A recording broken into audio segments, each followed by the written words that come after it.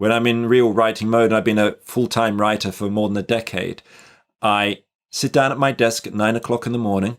I use an app called Freedom, which cuts off my internet access, and I have it on from 9 until 1:30 p.m. And I write for those 4.5 hours, not writing continuously, and then I try to write 750 words. And if I write more than that, it's normally rubbish.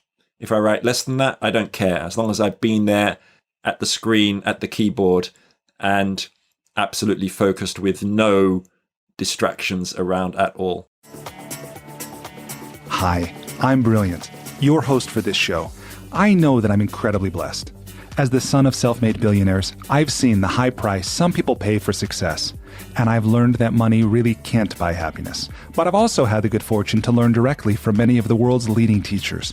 I created this podcast and the School for Good Living to share what I've learned, and to keep exploring the question, what does it mean to live a good life, and how can we do it? Despite my privilege, I lived for decades in a pretty dark place, and I know that living is often a painful, difficult, and messy business.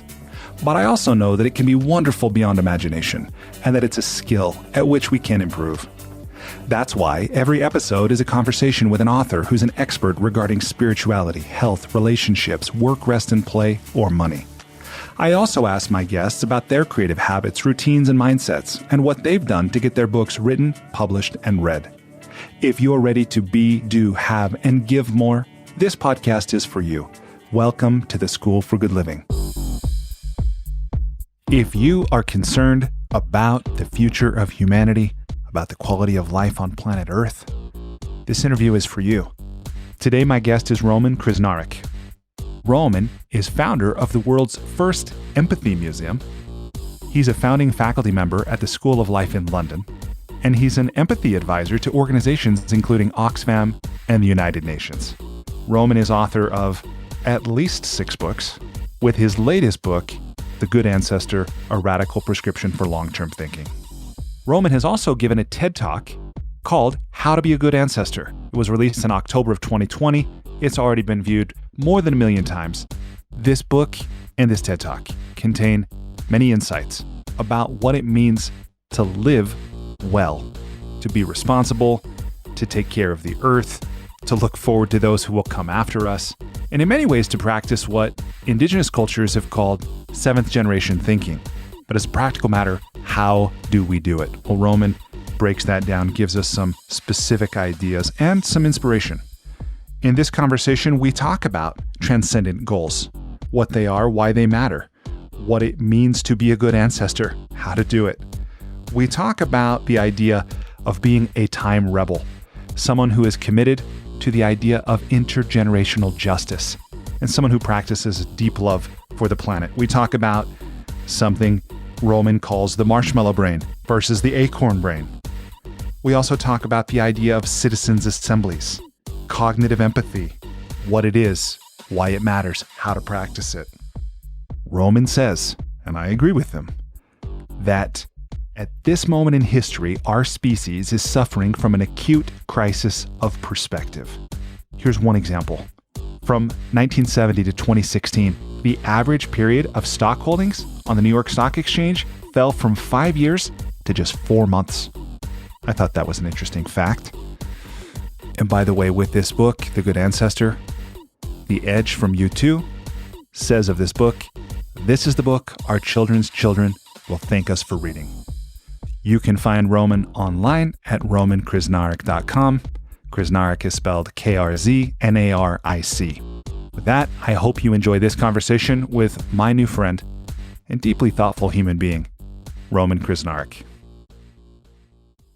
Roman, welcome to the School for Good Living. It's fantastic to be here. Really looking forward to our conversation. Yeah, me too. Will you tell me, please, what's life about?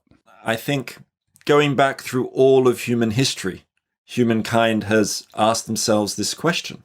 What is life about? Or framed in other ways, who am I? How to live the good life? These are all the questions which ultimately are in the back of our minds as we contemplate our births and our inevitable deaths. And if I think about this question, I think one of the things that I come down on is the importance of having a transcendent goal, an objective in life, what the ancient Greeks called a telos, something bigger than yourself that kind of gets you out of bed in the morning, something that stretches beyond the boundary of the ego. Now, it could look very different for different people. For some people, it might be keeping the family business alive, or looking after your kids, or finding a cure for cancer.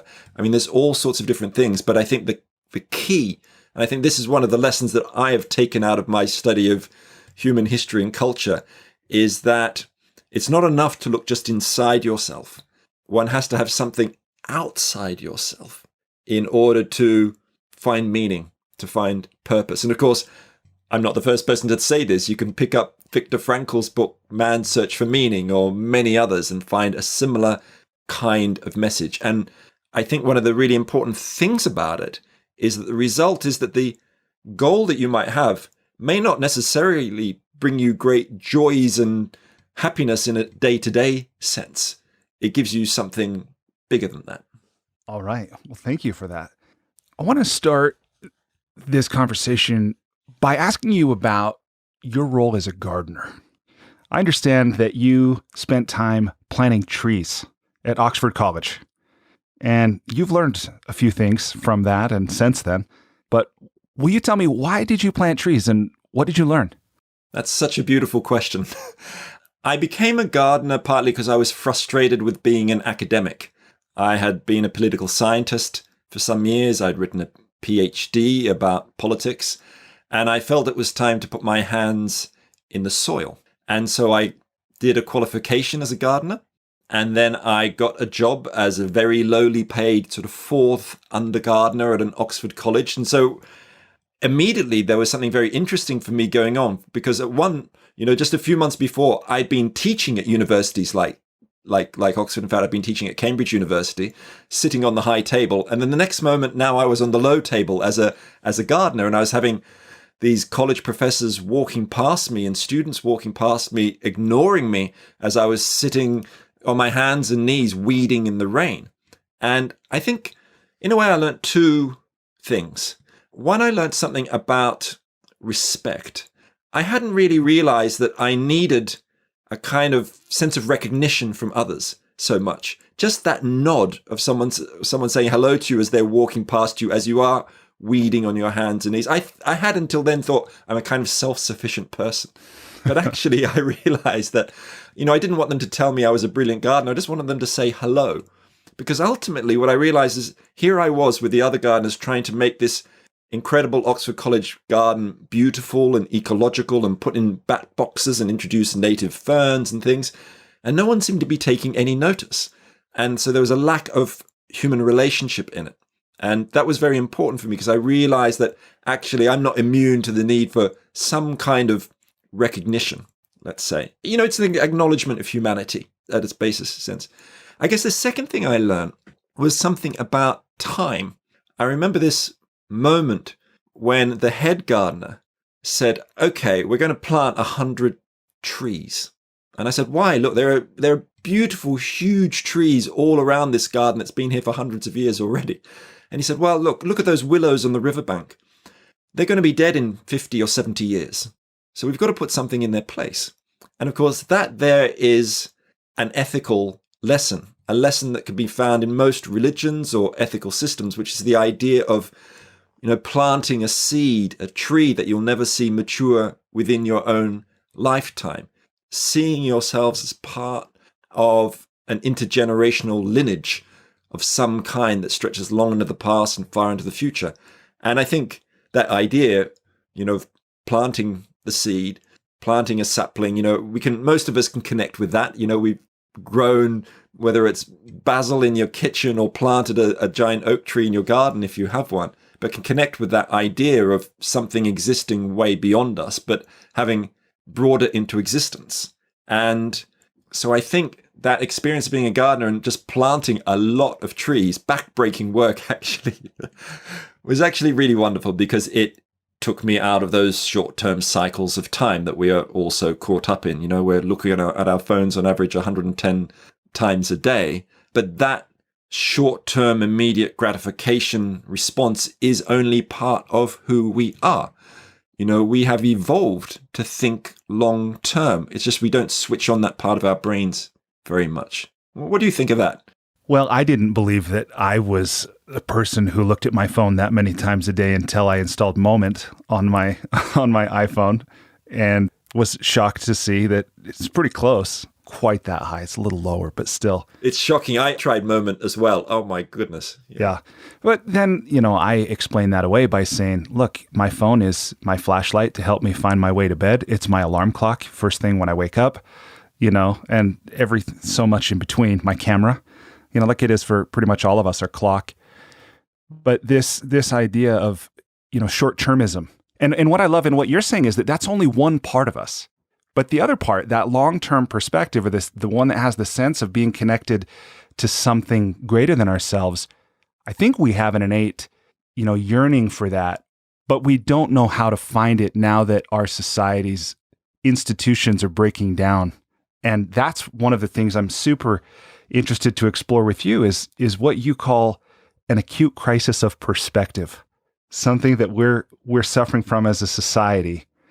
And you say that the most important question of our time is, how can we be good ancestors? Why do you say that's the most important question of our time? Well, I have to admit that I did steal that question in a way from the great immunologist Jonas Salk, who developed the first polio vaccine in the 1950s. And in later life, he said that the great question facing us was, are we being good ancestors? So I've sort of slightly twisted it to make it a little bit more practical, a bit more pragmatic. What actions are you going to take rather than just contemplating the issue? But I think that idea of the good ancestor is beautiful and powerful. And certainly when I came across it, it was like the scales falling from my eyes, because I don't know about you, but, I thought quite a lot about intergenerational justice in the past. The way, for example, that our political institutions don't give a voice to future generations, but those future generations sort of felt like sort of out there, a little bit abstract. And when you ask the question, how can I be a good ancestor? Well, this is a question about me and what I do in the world. It's not an abstract political ideology or anything like that. And we can bring these things into the very personal level. And that's sort of certainly part of the motivation of why I wrote a book called The Good Ancestor, because I was thinking, in fact, when I was first researching the book, actually, about my kids. I've got 12-year-old twins. And I suddenly started thinking, well, look, my daughter could easily be alive in the year 2100. She'd be 92. And so that future, I realized, isn't science fiction. It's an intimate family fact. Just one step away from my own life. And I think we often, when we're thinking about the long term, we're thinking, Blade Runner 2049 and the world of the machines taking over. And, that's one way into starting to stretch beyond the tyranny of the now that we're caught in and getting that longer perspective. But actually, we can come to something more personal, like a child in your life, a nephew or niece, could be anybody, and thinking that they could live, and then their own child or grandchild could live well into the 22nd century. And that brings up a lot of questions about how we each as individuals think about the future. Do you see that future as a utopian world full of organic farmers markets and driverless cars, or do you see a world on fire? But whatever you think, certainly the conclusion I came to was that, look, if I care about my daughter's life and then her daughter or son's life, then I need to care about all life, because my daughter in 2100 isn't existing all alone. She is part of a web of human relationships, the community she's part of, and families and neighbors, but also she's part of the web of the living world. The air she breathes and the water she drinks. So if I care about her, the next step has to be to care for something much more transcendent or universal.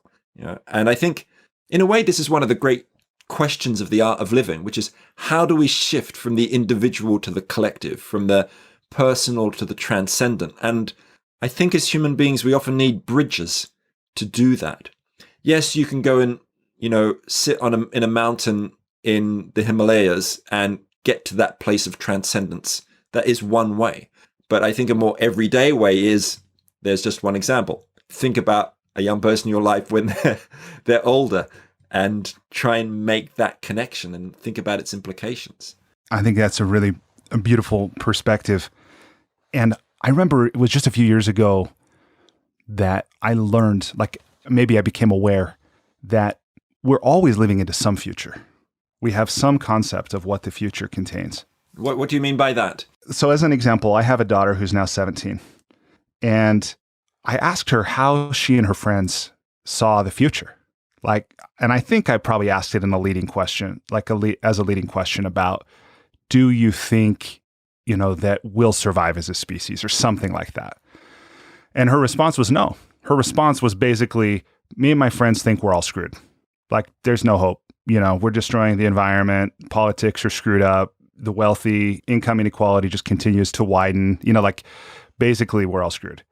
And I know that we all have a vision, usually based on the past. It's some kind of extrapolation into the future, that we're living into. And then that then shapes how we behave. But I know we're not always aware. First of all, we're often wrong, right? But we're often not aware of those, what we might call worldviews or paradigms or frames.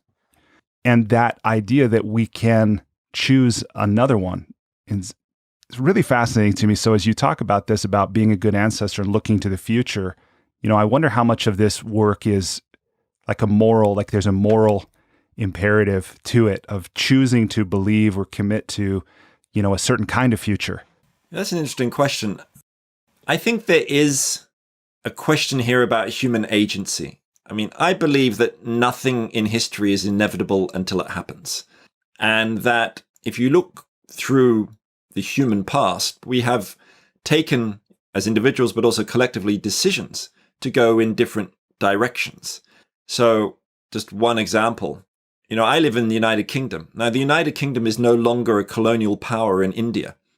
I can no longer buy a slave, whereas I may have been able to do that several hundred years ago. Now, of course, the world is still full of the historical impacts of colonialism and slavery, but there have been shifts. There have been shifts in social structures and politics and all sorts of things. So, I was just thinking about your 17-year-old daughter and her friends thinking that we're all screwed. I get that feeling. I understand that. And I can look at the darkest moments of human history, the continuous failures of empathy on mass scales, the Crusades, the Rwandan genocide, the Holocaust. But then I can also see moments of hope without being crazily optimistic. But, human beings live twice as long as they used to live, at the beginning of the, early 19th century. Or there have been incredible medical discoveries that a lot of us are able to benefit from. Or my wife, when she gave birth to our twins, didn't die in childbirth because of basic medical discoveries. So I think there's something there about recognizing the importance of human agency. There's a wonderful book by Rebecca Solnit called A Paradise Built in Hell, where she talks about how humans are really good in a crisis. How we come together after a Hurricane Katrina or a 9/11, and we take action because we do. We are good in a crisis. Now, I'm not saying there's any easy magic bullet solution to the climate emergency or ocean acidification or biodiversity loss or institutional racism, but I believe in our power to act. But in order to act, I think we need to have sort of sets of values that are motivating. Now, the question then, at least because in the last few years I've been thinking a lot about our relationship with future generations, this question is like, why should I care about those future generations, right? Groucho Marx famously said, why should I care about future generations? What have they ever done for me? But I think the moral imperatives are there, but you can get to them in different ways. So I can say to someone, look, there are 7.7 billion people alive today. But in the next 50,000 years, an estimated nearly 7 trillion people will be born. Or even the next 2 centuries, tens of billions of people will be born. And they far outnumber us. So surely, just doing things for ourselves can't be okay. Surely we need to bring their voices into the room in some form. Or one might go down another route and think about the fact that, we have inherited such extraordinary things from the past, like medical discoveries. And the question is, well, what are we going to pass on to the generations of the future? Like an intergenerational golden rule. Of course, some things we don't want to pass on. We don't want to pass on institutionalized racism, which has been embedded in policing systems and judicial systems. But I think if you put those things together, I think there is a kind of a message, not of optimism, but hope. Not optimism in the sense of, a glass half full, thinking that everything's going to be all right despite the evidence. I think a hope based on the fact that throughout human history, we have struggled for each other. And we've often done things for future generations. We, after the Second World War, set up the World Health Organization or the European Union or welfare systems around the world in many countries. So there's some seed of possibility in all of that. Yeah. And of course, these are ideas that you lay out in your book, The Good Ancestor, A Radical Prescription for Long-Term Thinking. And I read this book and I found a lot of ideas that were powerful. There were some that were challenging. I'm curious, why did you write this book? Like, who did you write it for, and how did you want the world to be different because this book is in it? Well, I partly wrote it out of a sense of frustration. I kind of was beginning to notice what I think of as a conceptual emergency, which is lots of people talking about the need for more long-term thinking and everything's too short-term. Oh, those politicians can't see beyond the next election or the latest tweet, the businesses that can't see beyond the quarterly report, the nations that sit around international conference tables bickering away while the planet burns and species disappear. And of course, the individuals, all of us, most of us who are clicking the buy now button all the time. And don't we need more long-term thinking? I was reading everywhere, whether it's in public health care or to deal with inequalities or to deal with the climate crisis or deal with tech risks. But what I wasn't seeing was people talking in more depth about, well, what is long-term thinking really? Are there different kinds of long-term thinking? Is it always good for us? How long is long-term thinking? So it was partly an intellectual frustration, but I think with all the books I've written, there's always something more personal there, which is a challenge for myself to live up to the ideals that I think are important. So I wrote a book called Empathy because I thought I wasn't very good at empathizing. I've written a book called The Good Ancestor because I think there's a lot more I could do to be a good ancestor. And so it's a kind of form of exploration. And it reminds me actually of this crazy book I once read about called But Beautiful by a British writer called Jeff Dyer. And it's all about jazz. And apparently he was doing some research in the New York Jazz Library. And one of the librarians came up to him and said, "Oh, so you are an academic working on jazz?" And he said, "No." And the person said, "Well, then are you a musician looking for some new music?" And he said, "No." And he said, "Well, what are you doing here?" And he said, "Well, I'm just really interested in jazz. I don't know much about it. So I thought I'd write a book on it, Wow. to find out." I thought that's a good reason to write a book. Yeah, that's fun. Well, this, one of the ideas when I talk about it introduced me to some new ideas and some new perspectives. One of them was this idea of colonizing the future. I thought that was a really interesting insight. And so let me ask, what do you mean by that? You say, if I understand you right, that we are colonizing the future in the same way that we've colonized in the past, but that was physically and we went somewhere. How do you colonize the future? What does that mean? Yeah, it's a good question. So what I mean by that is the idea that we treat the future like a distant colonial outpost. This is particularly in wealthy countries where we feel we can freely dump ecological damage and technological risks and public debt and all sorts of things as if there was nobody there. And I really came to this idea of colonizing the future through thinking about my own history I've been part of as someone who's Australian and part of a colonial culture. Because when Britain colonized Australia in the 18th and 19th century, they drew on a legal doctrine now known as terra nullius, nobody's land. They treated the continent as if there was nobody there. Of course, there was the indigenous population. And I think that now, alongside the struggles for indigenous land rights against terra nullius, which is still going on in Australia and around the world for indigenous peoples, alongside terra nullius, there's also what I think of as tempus nullius. We treat the future as nobody's time or an empty time, where we feel we can kind of pillage it as we please. And the tragedy is that future generations aren't here to challenge this pillaging of their inheritance. They cannot stage a sit-in like a civil rights activist. They cannot go on a salt march to defy their colonial oppressors like Mahatma Gandhi. They have no political rights or representation or voice. They have no influence in the marketplace. So really, that's what the essence of the idea was about a kind of a grabbing of the riches that are there in store.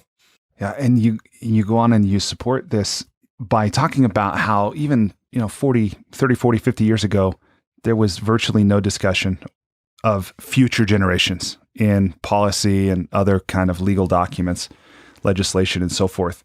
But that term is coming up more and more in this idea of intergenerational justice, which is one, again, I mean, I'm just amazed. I'm often amazed at how basically everything in language is something we made up. And there's these possibilities just waiting for us to recognize or realize or live into them. And this is one of them. And you talk about, so in this book, you write, in the decade I spent researching democratic governance as a political scientist, it simply never occurred to me that future generations are disenfranchised in the same way that slaves and women were in the past. That's a pretty big claim, but it resonated with me. I was like, I think that's totally true. And this idea of future generations and a word perhaps that gives, I don't know, some more concreteness to this is this idea of a future holder. So when you talk about a future holder, what do you mean by that? When I write my books, I spend a lot of time trying to invent language, metaphors, new kinds of narrative to give shape to thoughts and feelings that we might have. So, we've just talked about the idea of colonizing the future. And another one is the idea of a future holder. It's a bit playful in a way, the idea that, okay, we know about shareholders and stakeholders, but what about future holders? And of course, in some sense, it's falling into the language of financialization, linking it to the idea of a shareholder. But why not think about those who have a claim on the future, those generations yet to come? And I recognize that different language works for different people. In the book, I also talk about the idea of time rebels, people who are committed to intergenerational justice. And again, that's trying to find a kind of a language that works.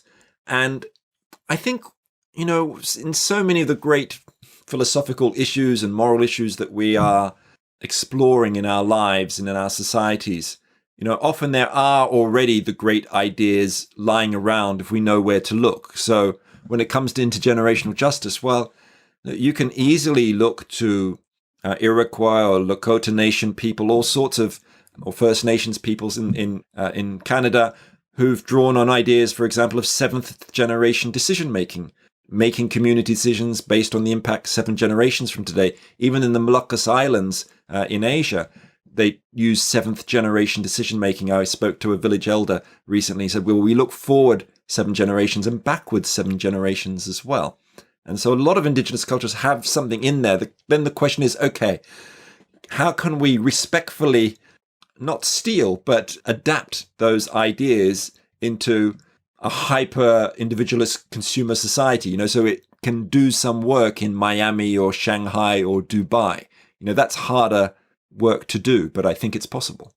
Yeah. And the challenge of that, you quote some research in the book where you talk about individuals. So I don't have this right in front of me, but it was something about when people are asked about the future, they can typically imagine 5 to 15 years out, maybe something like that. But as a society, we tend to have like a 30-year horizon. That's like one generation. Yeah. Now, that's hopeless, isn't it? Yeah. So how do we even engage in this work of 7th generation thinking? Like, what does that even look like as a practical matter? How do we do that? Yeah, it's a good question. So here's one example. In my book, I talk about 6 different ways to think long term. And one of them is the idea of cathedral thinking. So that's the idea of embarking on projects or policies with very long time horizons, decades, even stretching beyond your own lifetime or your career span. And if that sounds a bit utopian, actually, you can look through human history and find so many examples of this. Of course, the idea of cathedral thinking is named after those medieval cathedral builders who started building their religious edifices knowing that they would never be finished within their own lifetimes. Like Ulm-Münster in southwest Germany was begun in 1377. Well, it wasn't finished for more than 500 years, 1890. Think of the Great Wall of China or the sewers built in Paris and London in the 19th century, which are still used today. Think of the Svalbard Global Seed Vault, founded, I think, in 2008, which is collecting millions of seeds in an indestructible rock bunker in the Arctic Circle that's designed to last for 1,000 years. So there's a historical story we can tell ourselves, which is we are really good at this thing. we have a capacity to think beyond the here and now. It's not the narrative we tell ourselves in society. We think of us as being driven by short-term rewards. And that then links to, I think, something else that I think is worth thinking about, which is there even a neurological basis to long-term thinking, to look inside our own minds? And I believe there is. I think inside the human brain, there is a struggle going on between the drivers of short-term and long-term thinking. I think of it as the marshmallow brain and the acorn brain. Do we party today or save for our pensions for tomorrow? Do we upgrade to the latest iPhone or plant a seed in the ground for posterity? And of course, we think a lot about that marshmallow brain that's driving us, the neurological drivers towards instant gratification, getting the dopamine rush. It's named after the famous marshmallow test, of course, where kids had a marshmallow put in front of them. And if they could resist eating it for 15 minutes, they were rewarded with a second marshmallow. And the majority of kids couldn't resist. But there's this other part of our brains, which I call the acorn brain, which is all about long-term thinking and planning and strategizing. And it's more developed in humans than in most other creatures. So a chimpanzee, does plan ahead a little bit, and they might get a stick, strip off the leaves and turn it into a tool to poke in a termite hole, but they'll never make a dozen of those tools and set them aside for next week. But that's what we do as humans. That's how we save for our kids' educations or how we voyage into space. So there's a narrative there to tell ourselves that we're not just short-term thinkers, we're also long-term acorn planters. And I think social change is so much about telling ourselves different stories about who we are. And that's one of the new stories I'm trying to tell everybody, anyone who'll listen anyway. Yeah. I love that. And I'm reminded of that idea that all learning is really just remembering. So perhaps it's really just helping people remember what they forgot, or never consciously knew. One idea you discuss in this book that gave me hope, or in which I found hope, was this idea of social contagion, right? Because and you've talked about this, I love this view of having a bridge from the personal to the transcendent, or from the me to we, or however you'd want to say it. But this idea that I'm just one person, what difference could I possibly make? But then just this, I think it was like a sentence talking about social contagion and drops becoming ripples and the importance of anything that any one of us does. Will you talk a little bit more about, as we do try to bring this down to the individual level and action, what can I do? I know it's not a book of specific prescriptions exactly, like a checklist, but why is social contagion an important thing that might be a very useful concept for us to hold on to as we work to engage in this long-term thinking you're talking about? Well, I think when it comes to tackling the great long-term challenges of our time, like the ecological crisis, these crises are so urgent that on some fundamental level, they require collective action. They require social movements, direct action, legal struggles, all sorts of things. But, no movements can sustain themselves without individuals who remain energized and motivated and engaged. And I think thinking about what we can do as individuals also matters as well. But there's a kind of type of individual action which is somewhere in between just me doing something for my own life or in my own life and collective action. And that's the idea of individual actions that can be amplified, that have a social contagious aspect to them. I mean, let me give you the most practical example, which is on the roof of my house. I've put solar panels on my house. My partner and I did years and years ago when they were actually really expensive. We knew the price would drop, but we had the means, in our case, to put them on the roof and help bring the market price down, as it were, to be part of that group. And then, if you ever look at maps of where solar panels are, it's really fascinating. You can see them, they just spread through neighborhoods. In other words, someone sees them on their neighbor's roof and they get them themselves and they spread around. And it's a really very practical and lovely way that social contagion kind of can emerge from an individual action. And that pertains in different ways. In fact, just the other day, my partner and I, we got rid of our fossil fuel car and switched to using the local electric car club. So a couple of 100 meters away from us, there is a car plugged into a lamppost, which is part of a cooperative. And you can join it for $5 and it's really cheap. And we've recycled our fossil fuel car. But what's really interesting is, it's not easy for our lives, actually, that little change. Because, how do we get our kids to a football match and so on? Even during COVID-19, some of these issues are coming up. But we're talking about it to people and people are saying, oh, I can't see your car parked outside your house anymore. Where's it gone? And we bought loads of chalk, colored chalk, and we've been drawing sort of art, pictures onto the road where our car was just for fun, but people stop and look at it, right? But again, that's about trying to engage beyond the individual act, find things that can spread. Yeah, that's awesome. I know I often have the sense that what I do doesn't really matter, but I'm grateful when I encounter a reminder that it does, or at least it can. So, and speaking of chalk, this is one thing I do want to ask you about. Toward the end of the book, you talk about a rechalking festival that you participate in. What is this and why do you do it? That was the most marvelous segue that I've ever heard. Great question. So in the book, I talk about something that I got engaged with, which is a ritual called chalking the horse. And what it refers to is this incredible Bronze Age monument, 3,000 years old, which is carved into a chalk mountainside about 20 miles from where I live in Oxford in the UK. It's called the White Horse of Uffington. And basically they've cut out the grass and revealed a gigantic horse, which is white because of the chalk basis. And you can see it from miles around. It's like 100 meters long. So it's been there for thousands of years. But there's a ritual that's been has developed for the last 1,000 years, where the local villagers each year go up the hill and take out the weeds and bash new bits of chalk, stone into it with hammers to preserve this incredible monument. And so I went with some friends from an organization called the Long Now Foundation, which was actually originally founded in California, but there's a London outpost. And we've been part of this ritual, joined this ritual of chalking the horse.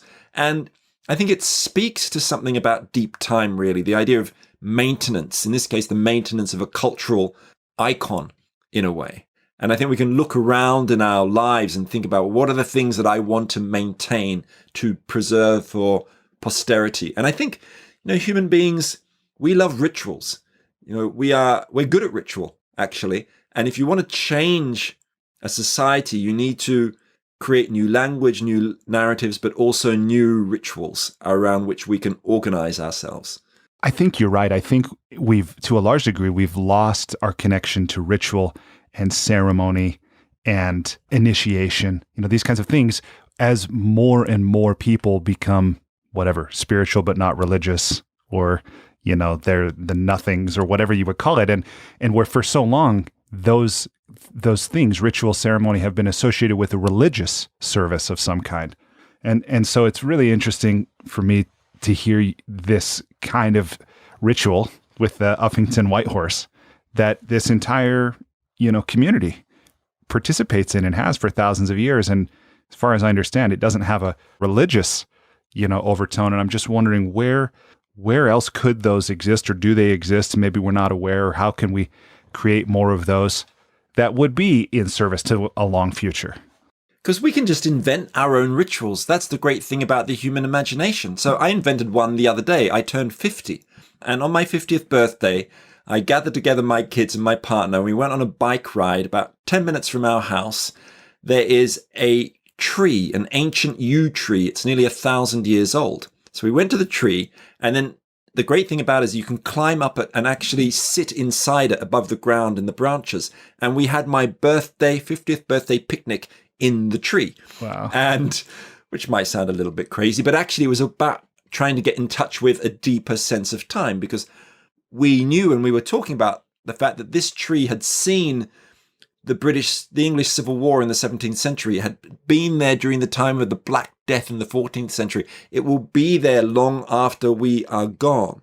And one of the issues we ended up discussing just as a family, it was quite cold actually, it was winter time, but was about whether, if we think about time, being just a moment in the cosmic story compared to the thousands of years of a tree might live, or the billions of years that the earth might be around, does that mean that, nothing we do actually matters, that we may as well trash the planet? And actually the conclusion we came to, and that I think people who contemplate deep time do almost always come to, is that it gives us a sort of sense of humility. It raises a question like, who are we? what kind of arrogance is it to break the great chain of life with our deadly technologies and our ecological destructiveness? This chain which has been going on for billions of years before us, which will probably go on for billions of years in some form or other until our sun dies in 5 or 6 billion years from now. But, we've done so much damage in the last couple of 100 years since the Industrial Revolution. And I think when you stop and think about that, it actually makes you think, okay, I want to be part of keeping this chain going. I want the links to be preserved. Yeah. I do love that idea of being able to create a ritual and to do that, something like that for a birthday. Is that a significant birthday, every birthday? You see having it in a tree now, or? I think I'm going to have every birthday up in that tree. That's really cool. To tell you an actual secret, one of the ritual I used to have on my birthday was that I always went swimming on my birthday, even in the snow and ice. And maybe I'm just getting a bit sort of soft, and I've shifted away from doing that one. So now it's a picnic in a tree. That's awesome. Okay. You talked a little bit about your 12-year-olds. One thing you mentioned in the book is that you and your partner give your votes to your daughters. How do you do that and why? So actually we've got a boy and a girl, but we do give our votes to them. So during the last UK general election, 2019, we decided to give our votes to our kids. And so we all sat around the kitchen table and we debated the party manifestos and discussed the electoral system. And they then told us where to put the X on the ballot sheet. And in case you're wondering, they didn't exactly follow their parents' political opinions, which was probably a good thing. They are independent thinkers. Now, we did it, of course, because we live in a world and in a political system that systematically ignores the interests of the generation upon generation who will inhabit the future. Not just our children, but all children, all living things. They have no place in the system. And here we are at a moment in history where probably never before have human beings had such potentially destructive impacts on the generations to come. Of course, the starting date of that was probably July 16th, 1945, when the first nuclear test, the Trinity test, was exploded. We, at that moment, developed the capacity to destroy the future. But we've been going even further than that in recent decades with, global heating, with the destruction of the biosphere in all its different forms. So there's a real question here about, okay, how are we going to include those future generations? And on some level, giving your votes to your kids is a symbolic act, right? It's one of those little individual acts which may not change that much, but actually it's, again, a kind of social contagion because there are other people doing this too. I actually picked up the idea from seeing a hashtag on Twitter, a short-term technology, if there ever was one, a hashtag that's called Give the Kids Your Vote. There were youths across Europe in 2019 asking their parents and grandparents to give them their votes in the European parliamentary elections of that year. What a beautiful thing. This was, again, one of those things that I just never realized, but you pointed it out, is about how when we vote, it's typically older generations that are making decisions that impact the younger generations, because we're going to die. And then the younger generation is going to be left with the impact of the votes that we've cast. And in some countries, I didn't know this until I read it in your book, about the legal voting age has been reduced from 18 to 16 in at least a couple countries. Yeah, in Brazil, in Austria. But actually, I think if you really want to engage kids in politics, I'm a real fan of citizens' assemblies, sort of deliberative democracy, trying to put power back in people's hands. Because when you've got a citizen assembly where you randomly get members of the public to come and discuss an issue, which they recently done in Ireland, for example, where they had a citizens' assembly discussing climate and abortion and lots of other issues. And many of these citizen assembly bodies that work in Spain and Belgium, other countries, those citizens tend to have a much longer view than your regular politicians who are caught in 24/7 news cycles. And I think that's a really hopeful form of change. Yeah, this citizens' assemblies, this was a new concept for me as well. And it made a lot of sense on many levels, right? Because if politicians, as you talked about, are concerned with winning the next election, a lot of their time perhaps is spent fundraising or pleasing, those interests and so forth. And so maybe I should back up a half a step and say, what is a citizens' assembly? Like, what is it? How does it work? Why would we want to do it? And could it work in established democracies? I mean, yeah, it's a question worth asking. So the idea of a citizen assembly really goes back to the ancient Greek idea of participatory democracy, where for those who are able to engage in politics, of course, in ancient Greece, they were excluding women, slaves, and migrants, so pretty limited. But there was this idea that everybody would be involved in decision-making collectively. They would meet in assemblies and discuss issues and come to consensus and so on. And that idea has been picked up in the last 10 years. So, for example, Iceland decided to basically crowdsource its constitution by having a citizens' assembly where they invited, I think, 100 people, where they use an algorithm to make sure they get a very wide social spectrum of people, young and old, and people of different ethnic backgrounds and religions, who then meet periodically, say 5 times over a year for a long weekend, and experts come before them and they ask them questions about the issue, say it's climate change. And then that assembly comes up with policy recommendations or laws and things like that. So, and these are increasingly used around the world. In Scotland at the moment, there's a Scottish Climate Assembly where they are meeting, I think, 7 times, a group of about 100 people, and they're going to then give recommendations to the Scottish Parliament. So you might ask, well, is this actually practical? Could you do it in Washington right now? No, not easily, because actually I think this kind of citizen assembly model works best from the ground up, I think, in the town and city level.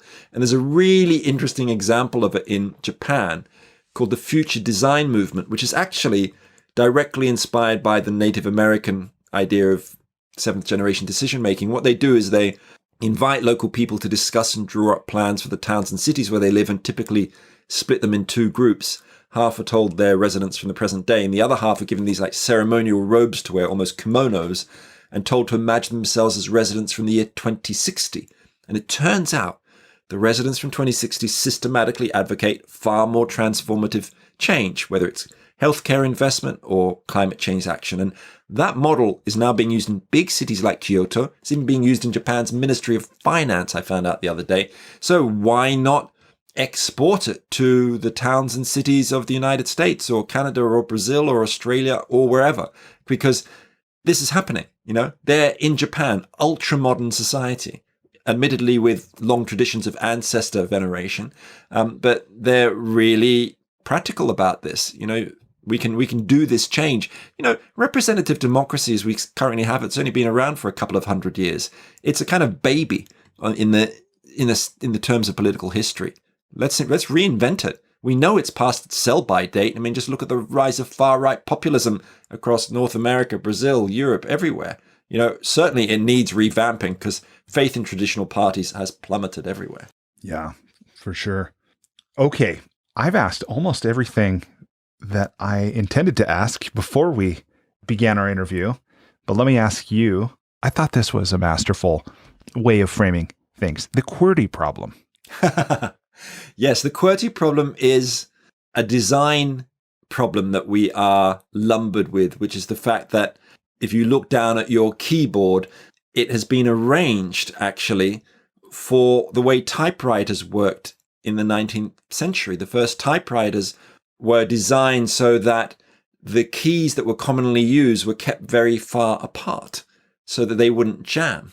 And of course, we don't need that now. We're on computers. The keys don't jam. And yet our fingers are spreading around in this weird way. We don't have the easiest, or the letters we use most often, like the vowels at easy access just under our fingertips on our left hand, for example.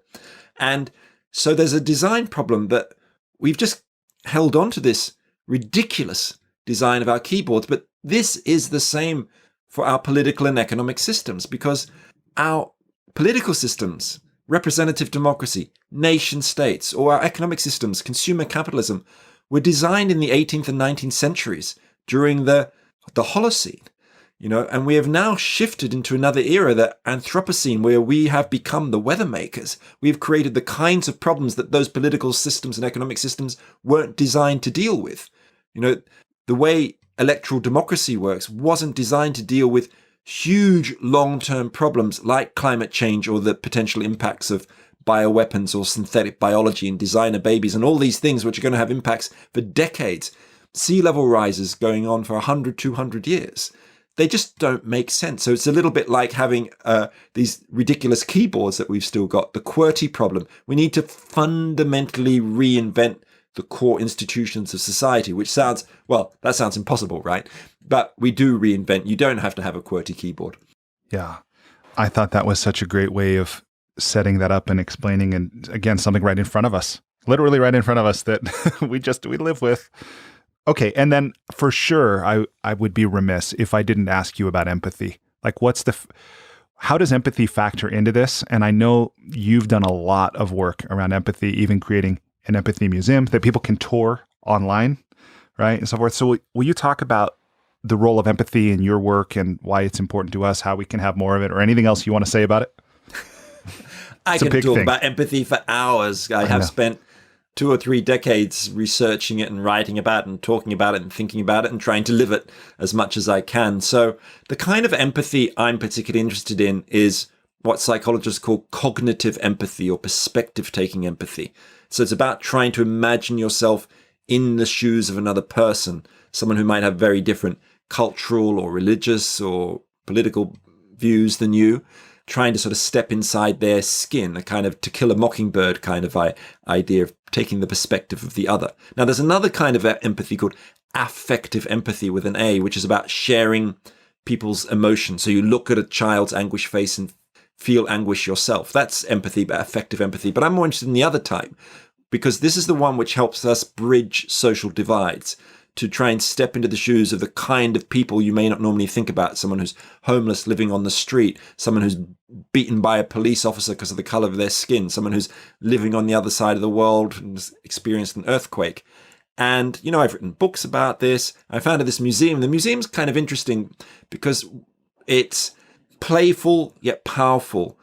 We have a brilliant director called Claire Patey, and she came up with one of our main exhibits called A Mile in My Shoes. It's a gigantic shoebox, which says A Mile in My Shoes on it. It looks like a shoebox, but you can walk inside it. The world's first empathy shoe shop. And you go in, and someone will fit you with a pair of shoes belonging to a stranger. It could be someone who's been in prison for 14 years or a Syrian refugee, and you can literally walk a mile in their actual shoes while listening to an audio narrative of them talking about their life in their own words.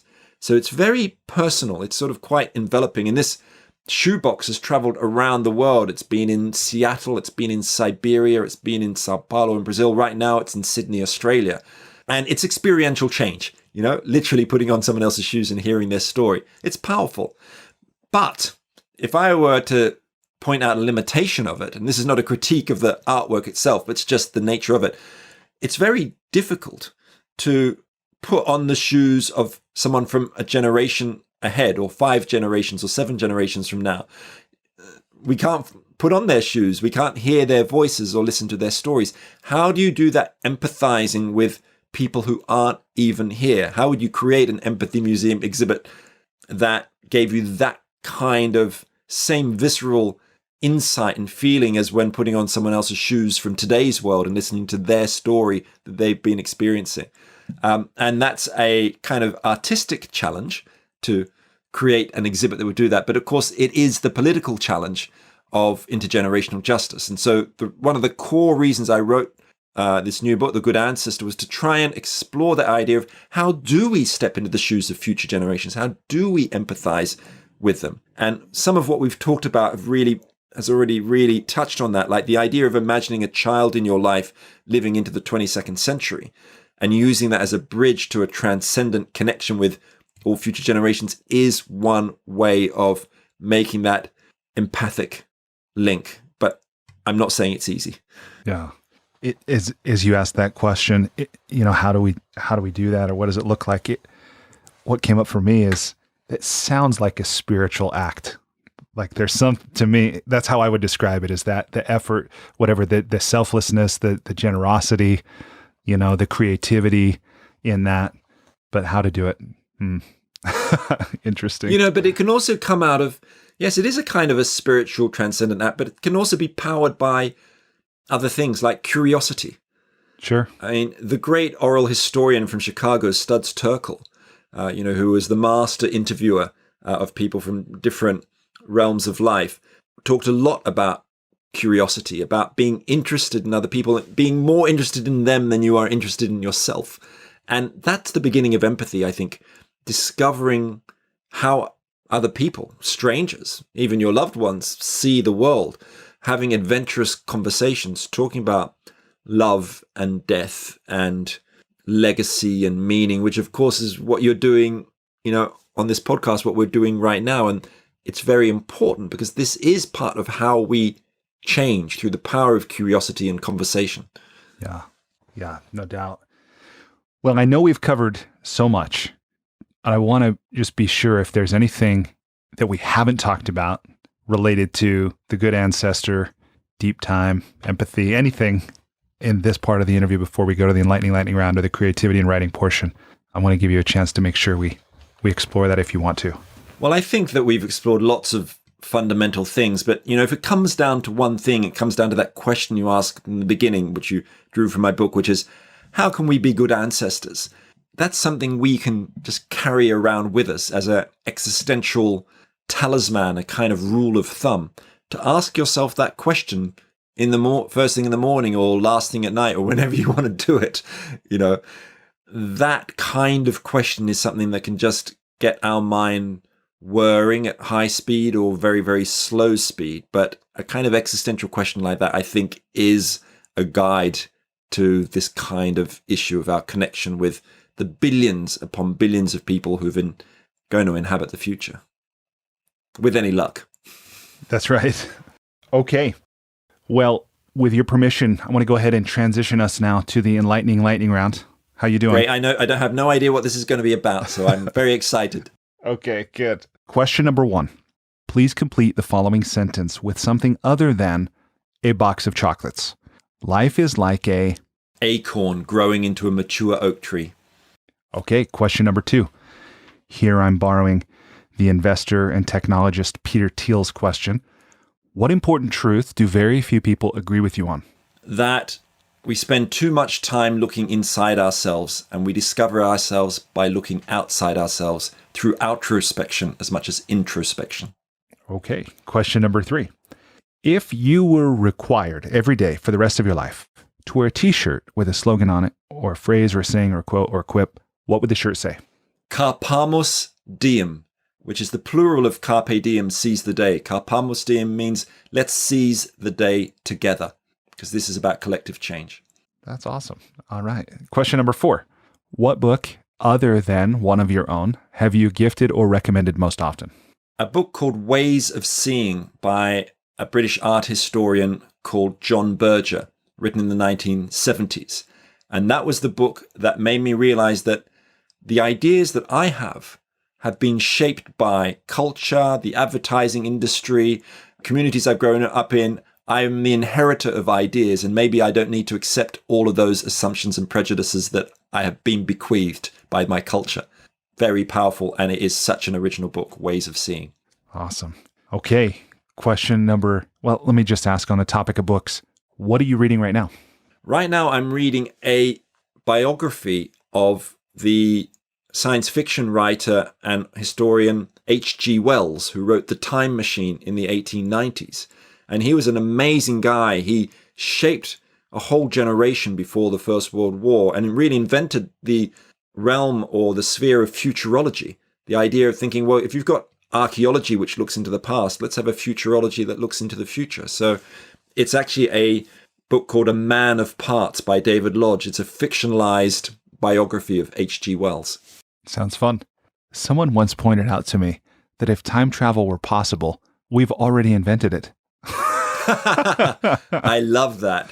Yeah. And I'm addicted to time travel films and books. I just watched Tenet, which I can highly recommend. Very, very complex. Oh, I haven't watched that yet. That's a Christopher Nolan film, isn't it? It is, yes. Yeah. I love his work. I haven't watched that yet. Okay. It just moved up my watch list. Okay. Question number 5. So you have traveled a lot in your life. What's one travel hack, meaning something you do or something you take with you when you travel, to make your travel less painful or more enjoyable? When I arrive in a new city, I go on a sensory journey. So I will land in the city and think, okay, I'm going to throw away the map. I'm just going to follow smells for the first morning. And then maybe the next day I'll just follow sounds. And what I'm trying to do here, of course, is to reject the disastrous invention of the early 19th century, which was the travel guide by Carl Baedeker, the German travel entrepreneur, who told us what we should see, that we should visit cathedrals or crumbling palaces. No, let's not visit those things. Let's explore the world in a different way. Start with your senses. That is really fun. How has, in 120 interviews, no one has said that?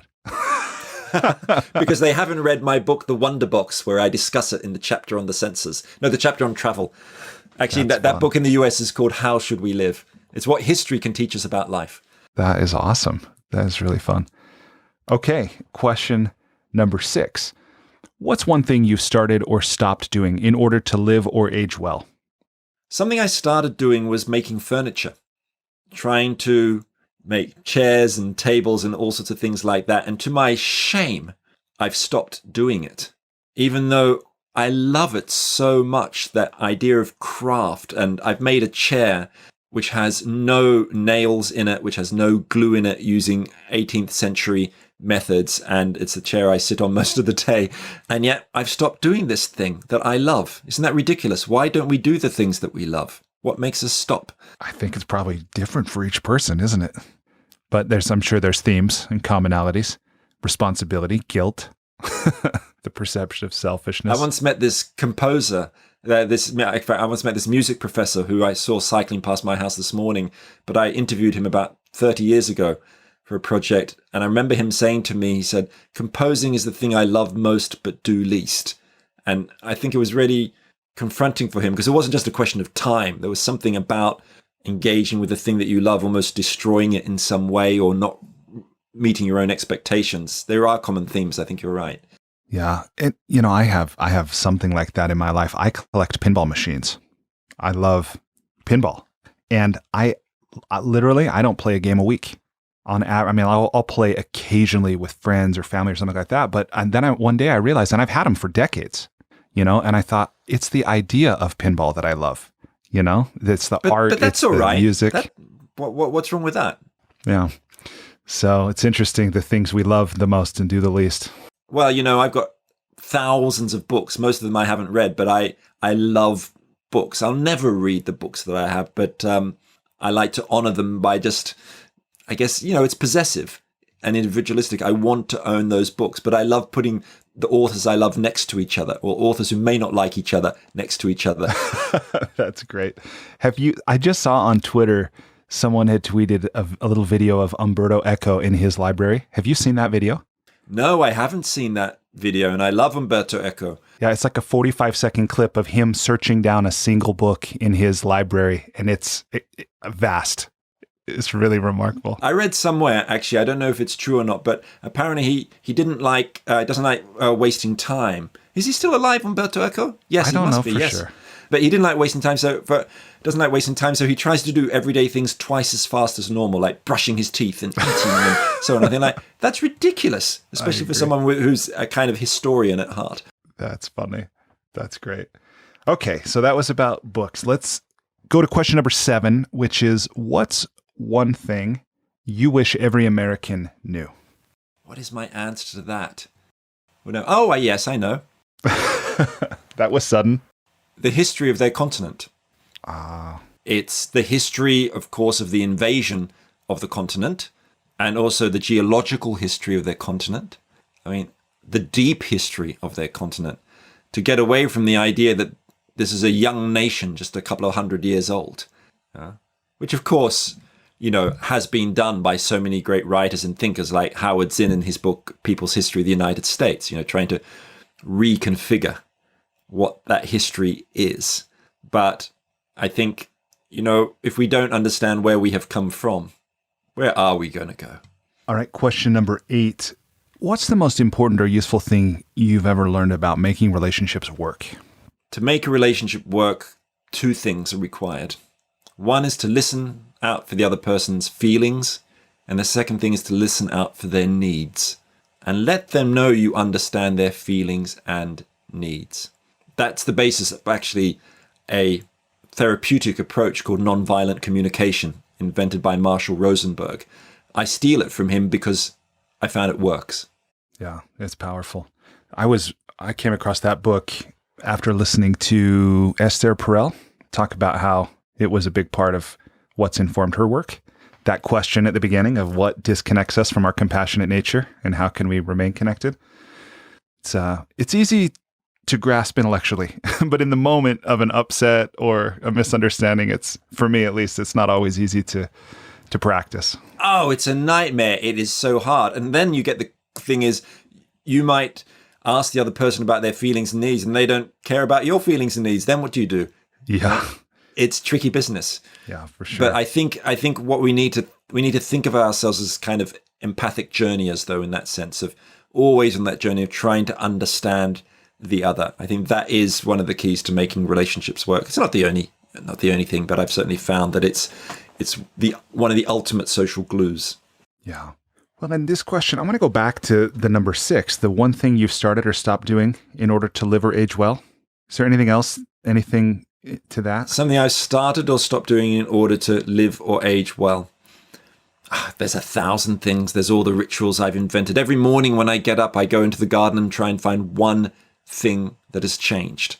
It could be a spider web that's been spun or a bit of a weed which has grown, and I just try and be there with it, really drawing on the great wisdom of the Vietnamese Zen monk Thich Nhat Hanh, who said, don't just do something, sit there, and try and find a moment of stillness, just a little basic mindfulness thing. But I think we need to find our own ways of doing these things. So I like to do that.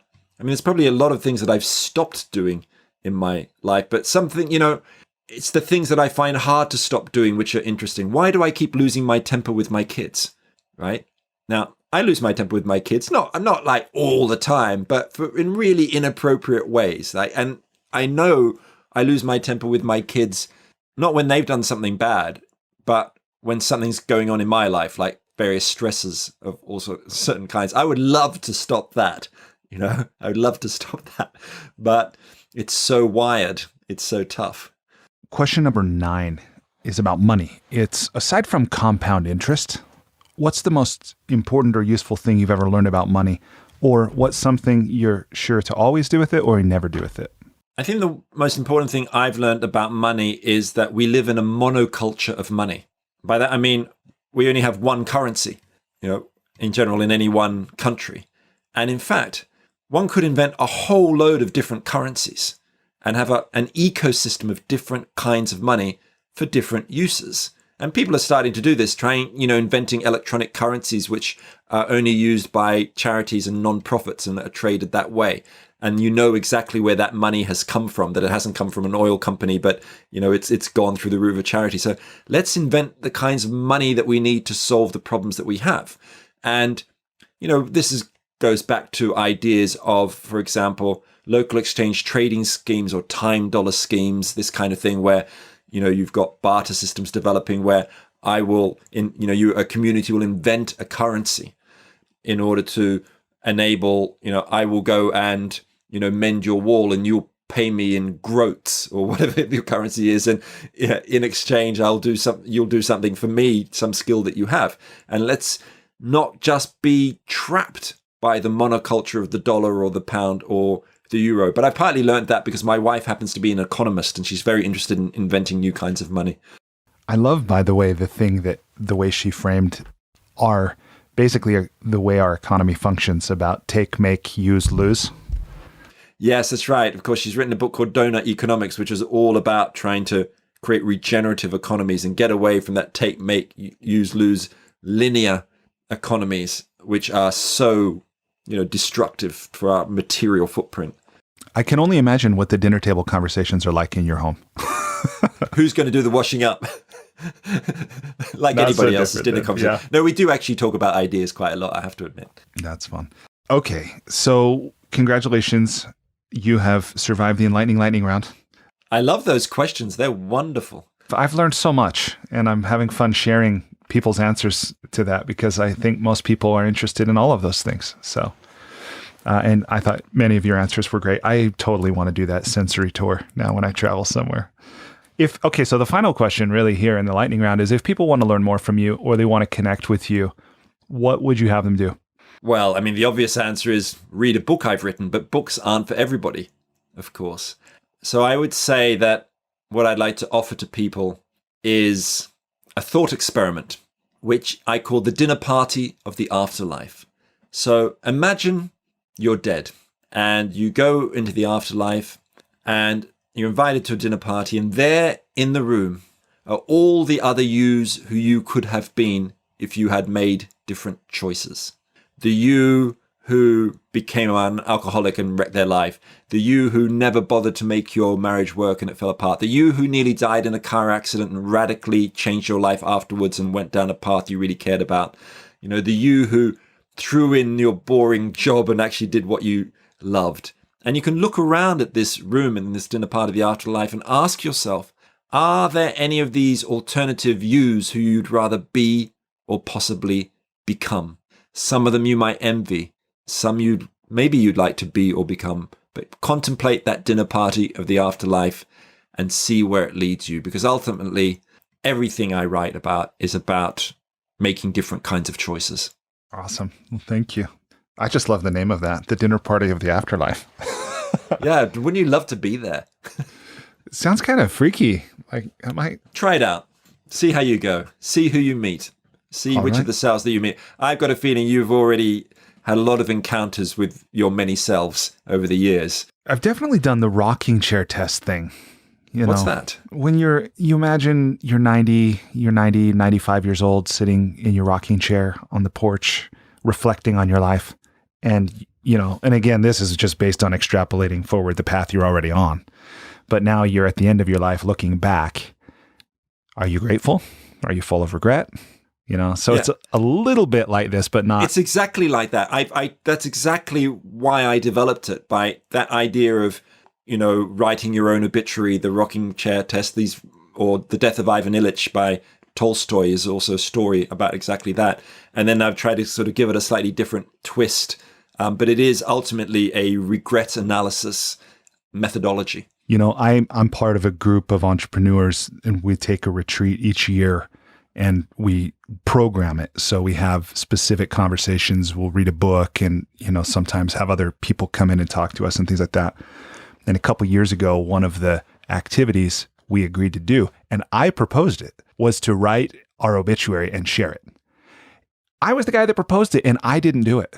It was so confronting, Did you try to do it and couldn't find the words, or did you just say, I cannot do this, the wall seems too big, or what happened? Yeah, I did. I sat down and opened my, open Word, and I looked at the screen, and I don't know exactly. I mean, anything I would say now is just crap, right? But at the end of the day, I didn't type the words. Part of it, I think, I'm making this all about me, but part of it is I want to live to be 200, right? And I have an idea of what my death will be like in a foresty area, in some kind of pagoda, like a wooden structure, surrounded by generations of loved ones, right? Dying still actually in good health. It's not full of disease and, I'm not decrepit and stuff like that. That's it. And I think the path from here to there just seems so impossible or unrealistic, even though I know, of course, people are working on longevity and, there's a lot more that I could do to maintain my functionality and stuff like this. But when it came to write my obituary, and the path that got me from here to that was like, oh my gosh, what do I even say? Well, maybe you actually did write your own obituary. It was an empty page. It's about the impossibility of that dream. And so you exactly did it. I love that perspective. Okay, thank you for that. All right. Well, the final thing, I know I've said final thing like 3 times in the lightning round. Final thing before we transition to the final part of the interview is, as a way of expressing gratitude or attempting to express my gratitude to you, I have gone to kiva.org, the micro lending site, and I've made a $100 microloan to an entrepreneur in Samoa, a woman named Loli. She's 31 years old. She has 6 kids. She will use this money to grow and sell cabbages and eggplants and cucumbers. So thank you for giving me a reason to do that. And by the way, I won't make any interest on that loan.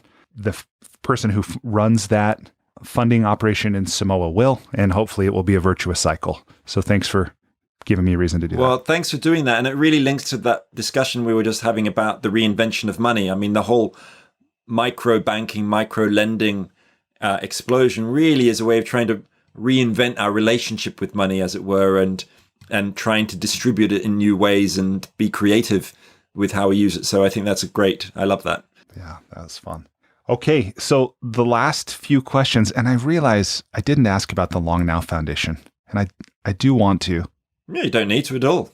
Because it's so fascinating, the clock and stuff like this, but maybe I'll just drop that in the show notes and mention, because I know you touched on it. So, okay, with your permission, let's go ahead and explore a few questions related to writing and creativity.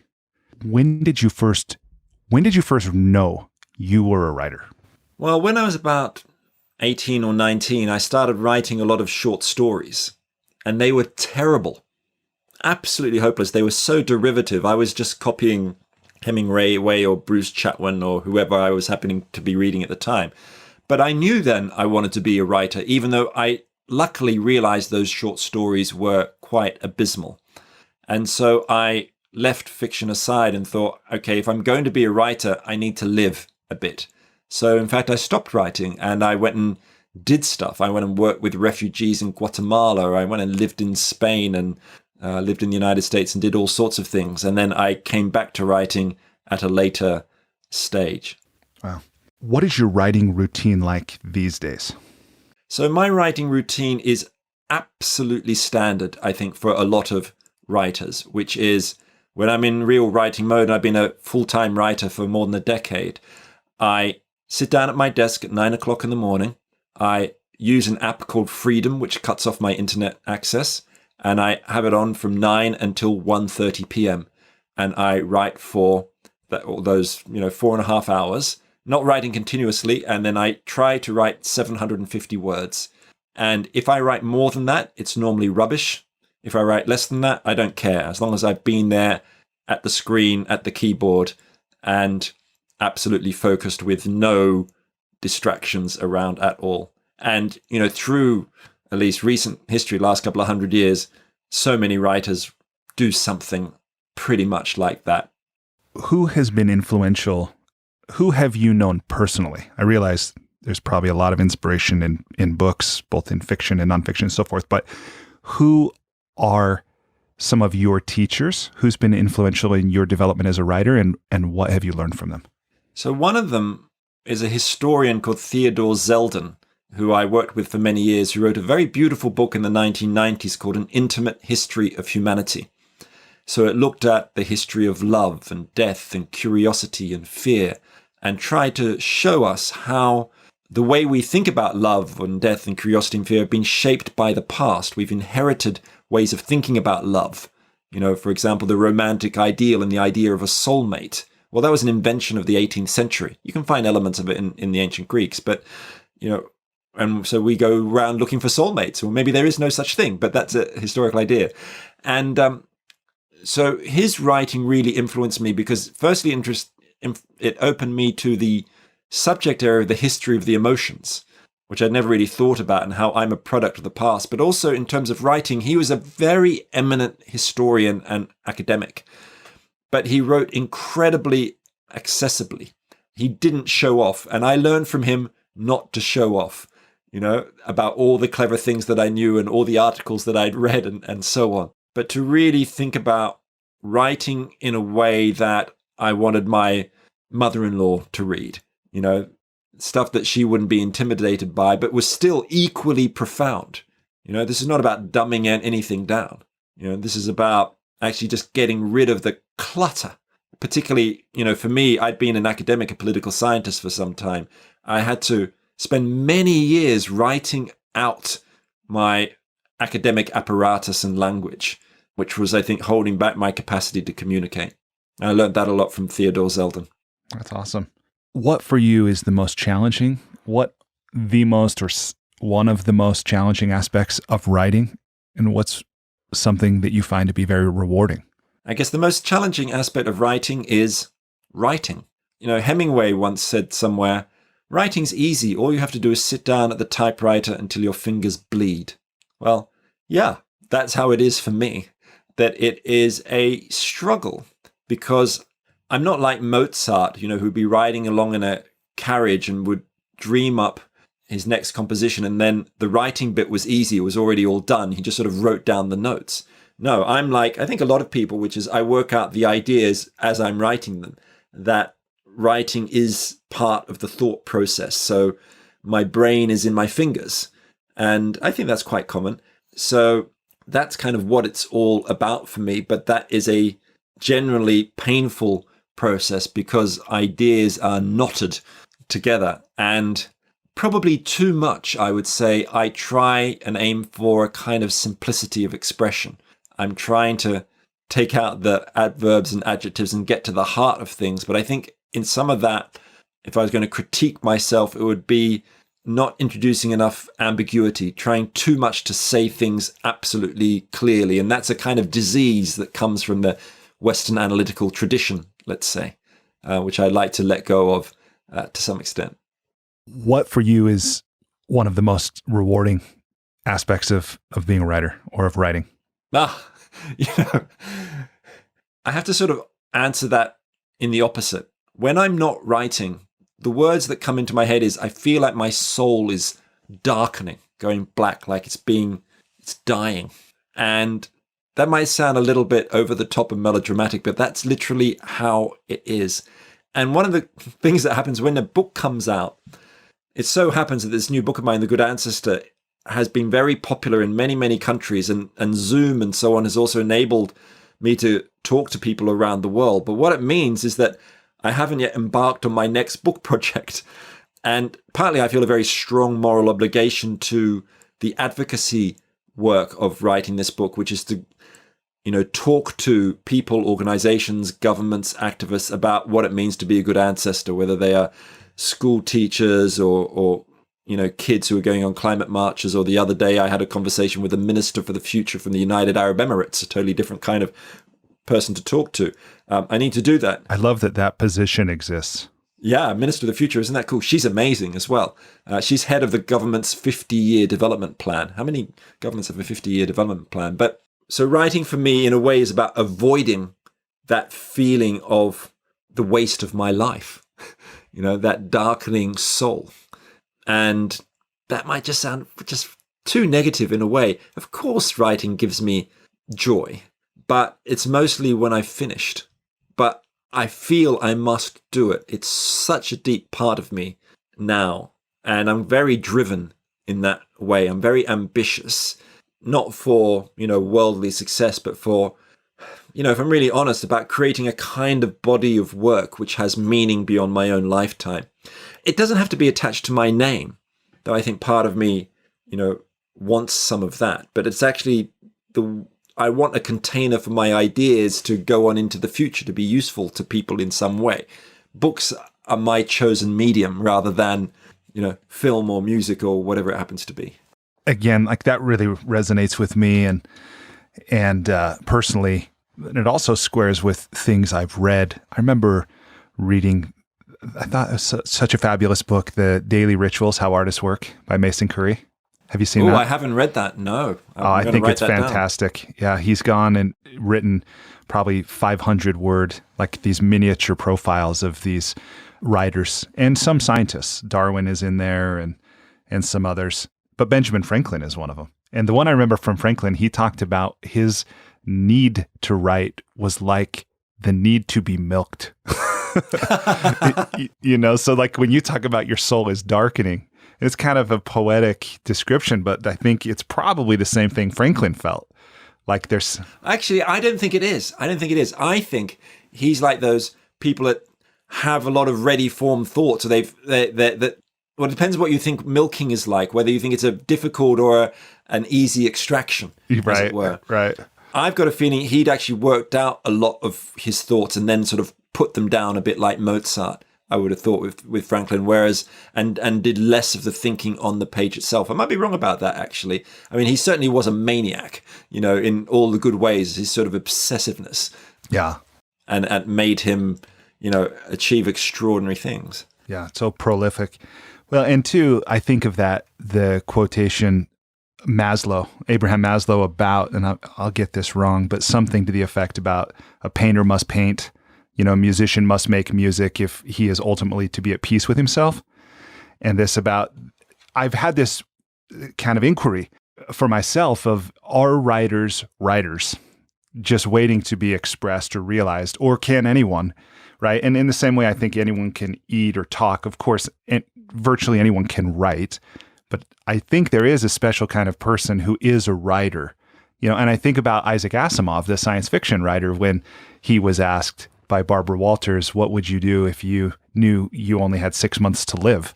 And his response was, type faster. Oh, that's right. You mentioned Foundation in your book. I'm exactly the same as Asimov in that way. Someone did literally ask me last week what I would do if I had 6 months left.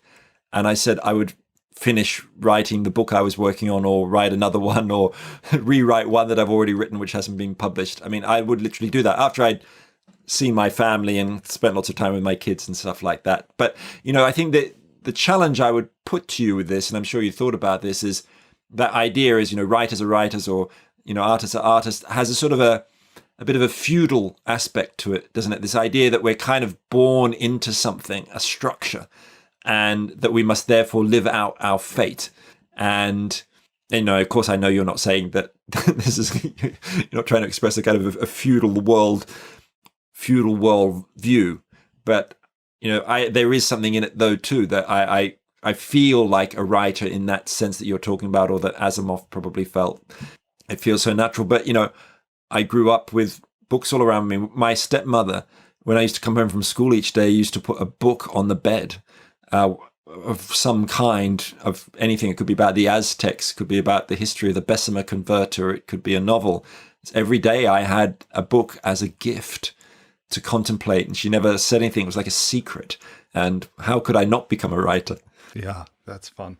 So how do you organize your research, your stories, this kind of thing as you're composing a book? What are the tools and technology you use? Do you use Google Drive, Evernote, a physical corkboard? Like, how do you actually organize your thoughts and your research as you go about writing a book? So one thing I always have is a very small moleskin diary with me, the smallest kind that you can get. So I'm always writing down thoughts all day, in the middle of the night, whenever I can, by hand on paper. I also have in my study a gigantic whiteboard where I'm constantly drawing pictures. I try and put a lot of my ideas into graphics, pictures, relationships, arrows, that kind of thing. So I use the whiteboard. And then I do sometimes also use on my phone, the little notebook, app, and I write it there. And then one final thing I think which is really important to me is particularly when I'm well deep in writing a book, I have very large bits of paper on an easel, gigantic bits of paper where I do very large chapter plans, big kind of spidergram, kind of mind maps. But the trick is, if I'm going to write a chapter of a book, I will do a gigantic mind map of what I think should go in it. And then when I sit down to write the chapter, I put the mind map away, somewhere where I can't see it. And I put all of my notes away, and I try and just write from the top of my head, slowly and with clarity, but so that I'm not constantly too hemmed in by the structure which I think it requires. Of course, when I need to look something up, I'll look it up. I'm not a genius with a photographic memory at all. But so I have all that paraphernalia around, but when it comes to actually writing itself, put it all away. Just confront the blank screen. And as you do that, well, two quick questions. What's your use of a relationship to caffeine in the writing life? Caffeine plays a great philosophical role in my existence. So first thing I do when I get up in the morning is I go and do an exercise routine with my partner, crazy Californian aerobic thing. Then I'll go outside and I'll look for that one little thing in the garden that's changed, a little mindfulness thing. Then I'll go and get a coffee. And I go to my local coffee shop, which is they have a roastery around the corner. And I'll drink that oat milk flat white. And then I'll come back to my desk and not have a coffee on the actual desk itself. I'm just drinking water for the 4.5 hours where I'm looking at the screen. And then at 1:30, when I finish writing for the day, I give myself a decaf. Thank you for sharing that. And then what's your relationship with music? Do you write with music? Do you write in silence? I write in silence, and in the afternoons, I'll often come back and edit work for, a couple of hours, edit what I've written or what I've written the day before. And then I will sometimes listen to Brian Eno. I listen to music which has no words in it, which is ambient in some sense, which is regenerative in the deepest sense of, Brian Eno's work, for example, of exploring pattern, not in a repetitive way, but in a creative way. And that's about the only thing I can possibly work to. And also, not just Brian Eno, but probably Max Richter, the composer Max Richter as well. No words, just long sounds on 10-hour loops. And then this question about advice or encouragement for others. So for anybody who is either in the middle of their own book project or who has maybe harbored this as a dream or intention for a long time but hasn't yet begun the journey, what advice or encouragement do you offer them? That you are unique and that your voice is unique. And don't worry if what you're writing doesn't feel original or special, because it will just be different from other people's. And I have been so held back in the past by thinking that I'm not being original enough, or I'm not coming up with enough incredible world-changing ideas. But I've learned over the years, maybe I still struggle with to some extent, that to know that my voice is my voice and let it speak. It feels really liberating, to acknowledge whatever I say, it is unique because I say it. Exactly. Yeah. And that's very freeing. It is very liberating. Yeah. How, when you are in the act of writing, how aware are you, or what's your sense of connection with your reader?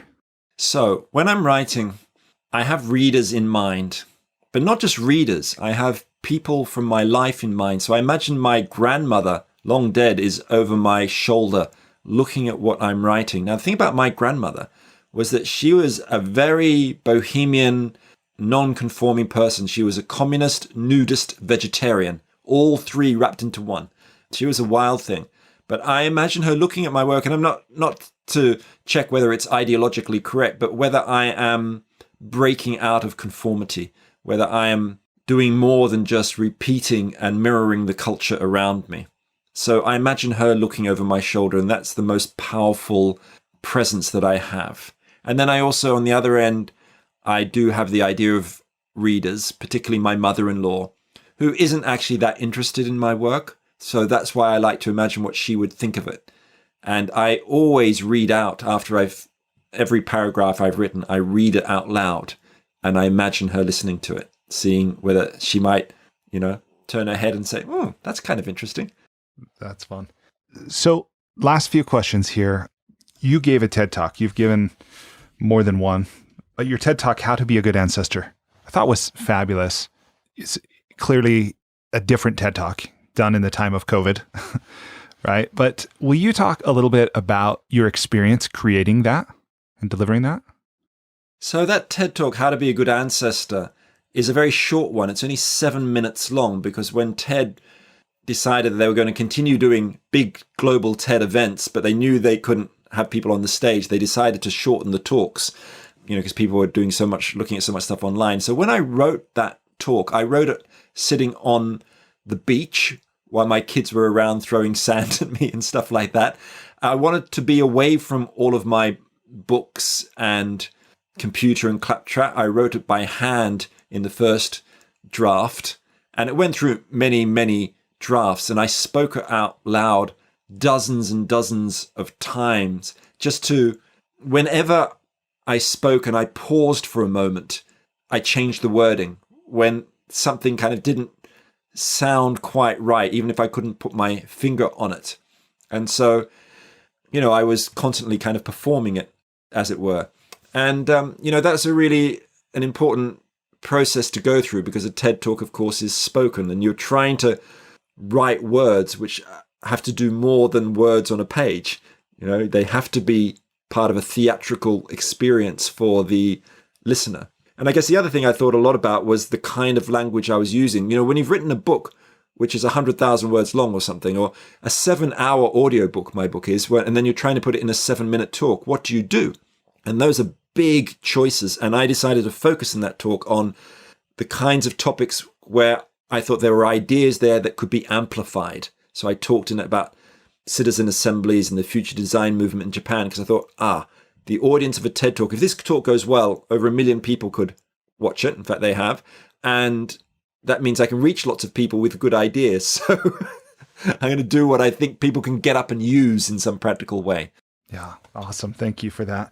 I am curious. So here's a really nuanced thing about the subtitle of The Good Ancestor is different between the US and the UK version. I realize most publishers have ultimate authority over so much of a book, including what its title is. But did you have any say in that, or what was your experience like about the subtitle is different between these two countries? Right. That's a great question. So the UK edition subtitle is How to Think. So it's The Good Ancestor, How to Think Long-Term in a Short-Term World. My US publisher said, we want something different. We want something a bit more punchy, something that's a bit more speaking to America's short-termism, the chronic obsession with the now, and also something that has a bit of a sense of social movement to it. I think there was some of the Black Lives Matter stuff going on as well. So the sense that this is a radical prescription. There's a potential movement of time rebels here. And so we went back and forth over the subtitle a lot to get it right. And so it was a kind of a joint effort. And I'm actually really happy with the US subtitle. Now, in the past, I haven't always been happy with the subtitles which have been foisted on me. So, for example, my book Empathy in the UK was originally subtitled A Handbook for Revolution, my choice. But then my US publisher wanted to change it to Empathy, Why It Matters and How to Get It. Now, I didn't like that because it smacked too much of individualism to me, too much of self-help culture. And my publisher was saying, well, United States is different to Europe and so on.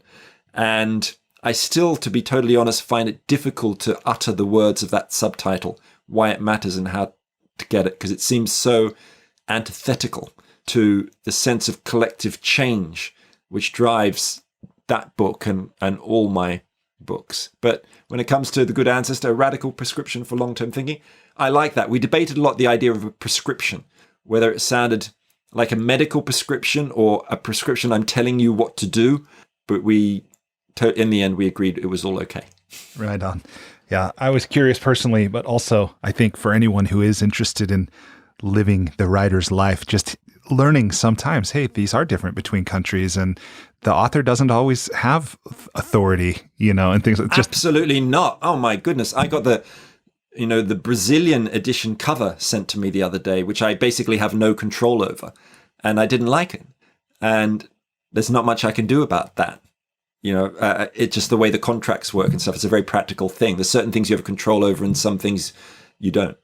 So the last questions here are about marketing and promotion, where I know so often as writers, it's easy to think that the manuscript or the publication of the book is the finish line. But then if people don't know about it or don't care about it, it's not very satisfying.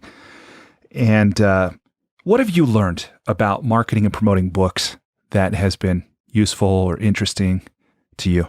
I think the main thing that I've learned is almost already answered in your question, which is the book isn't finished when you finished writing it. That I always spend a year publicizing my books. I dedicate at least a year to doing it.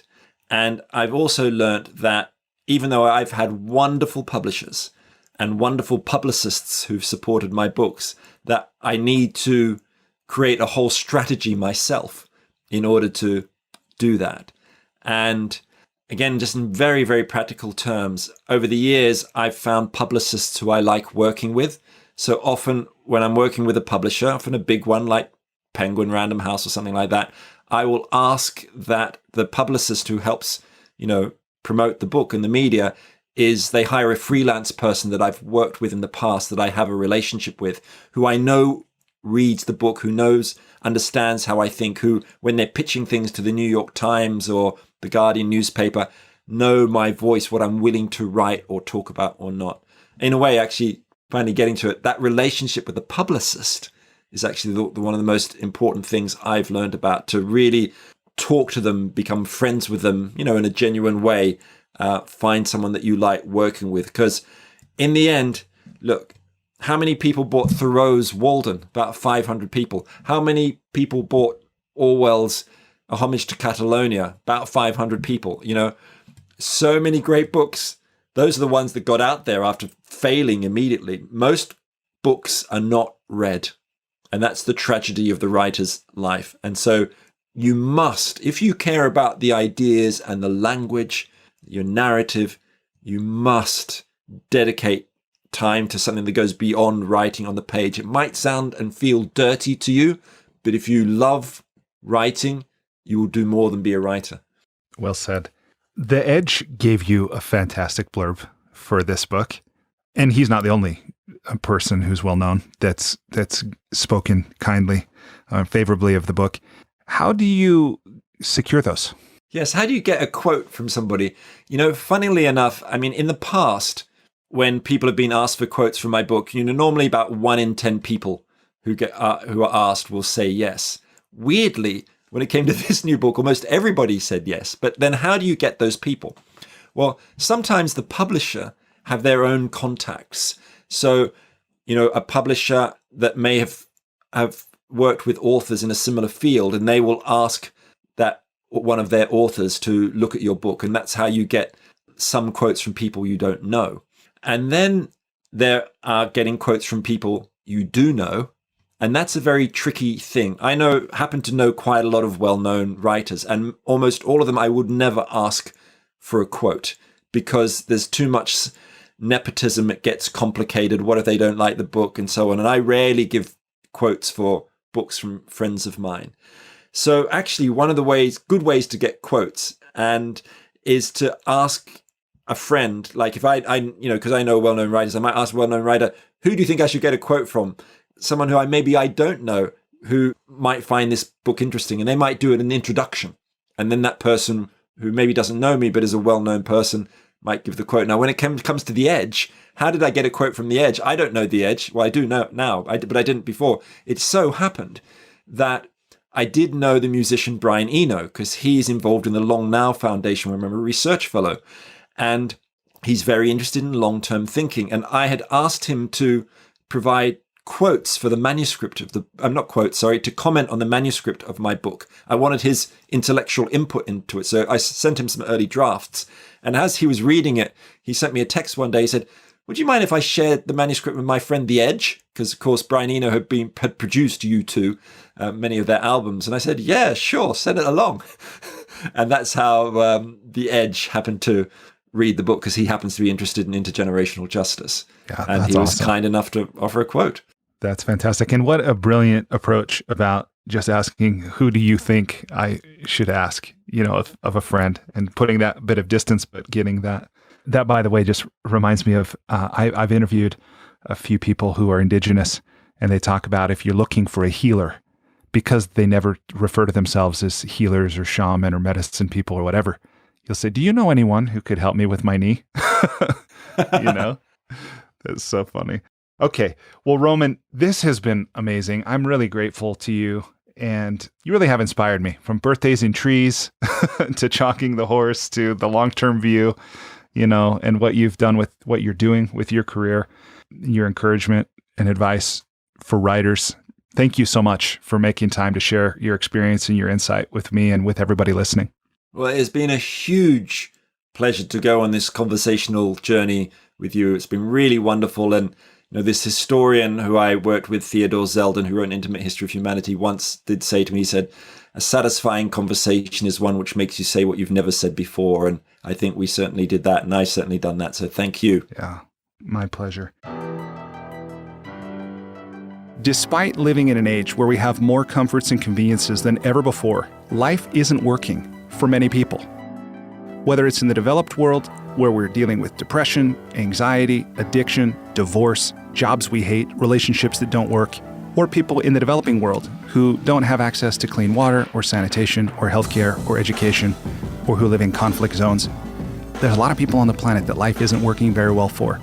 If you're one of those people, I invite you to connect with me at goodliving.com. I've created Life's Best Practices Breakthrough Coaching to help you navigate the transitions that we all go through. Whether you've just graduated school, you're going through a divorce, you just got married, you're headed into retirement, you're starting a business, you just lost your job, whatever it is you're facing, I've developed a 36-week course that you go through with me and a community of achievers and seekers who are committed to improving their own lives and the lives of others. So through this online program, you will have the opportunity to go deep into every area of your life, explore life's big questions, create answers for yourself in community, get clarity and accountability. If that's something you're interested to learn about, I invite you to contact me directly at brian@brianmiller.com or by visiting goodliving.com.